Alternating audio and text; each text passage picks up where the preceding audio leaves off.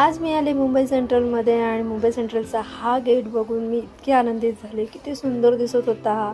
कारण मी खूप वर्षाने पाहिले होते आणि मुंबई सेंट्रल पूर्णपणे थोडंफार चेंजही झालेले आहेत. आणि त्यात मजा म्हणजे हल्ली ओलाची इतकी सवय झाली, ओला उबेरची, त्यामुळे अशा टॅक्सीमध्ये बसण्याचा प्रवास करण्याची वेळ फार कमी येते आणि मी खूप एन्जॉय केला आहे. आज आम्ही चाललो आहे आगरीपाड्याला आणि आगरीपाड्यात माझी बहीण राहते, काकाची मुलगी. तिच्याकडे पण आम्हाला पत्रिका वाटायच्या होत्या. ती बिल्डिंग बघून म्हणजे ती BDT चाळ बघून मला इतकं म्हणजे मी पाहिलंच नाही आहे हे सगळं. म्हणजे इतके वर्ष मुंबईत राहूनसुद्धा आणि हा एक्सपिरियन्स खूपच छान होता आणि आम्हाला बघून खूप आनंद झाला, कारण मी पहिल्यांदा तिच्याकडे गेली होती.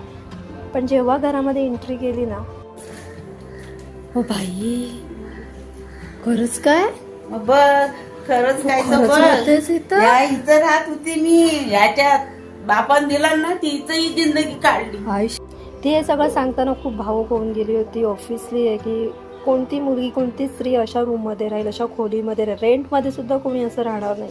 पण इतकी वर्ष तिने या घरामध्ये संसार केला. मला दुःख अजिबात वाटत नाही, पण तिच्या जिद्दीशी आणि मेहनतीशी मला खरंच कमाल वाटते की खरंच तिने जी जिद्द केली त्यामुळे तिला आज सुगीचे दिवस मिळत आहेत. कारण हे रिप्लेसमध्ये जाणार आहे आणि तिला खूप छान खोली मिळणारच आहे.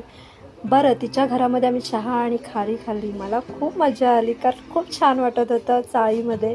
मग ताईने तिला पत्रिका आणि इन्व्हिटेशन दिलं की लग्नाला यायचं आहे हां. त्यामुळे तिला असं वाटलं की कोणीतरी आपल्या घरात आत्ता कोणीतरी आलेलं आहे आणि तिच्या चेहऱ्यावरचा आनंद खरंच खूप वेगळा होता. तिला टाटा बाय बाय करत आम्ही तिची रवानगी घेतली आणि आम्हालाही खूप बरं वाटलं की चला यार, त्यानिमित्ताने का होईना तिच्या घरामध्ये आम्हाला एंट्री करायला मिळाली आणि तिचा आनंद बघून आम्ही आनंदित झालो.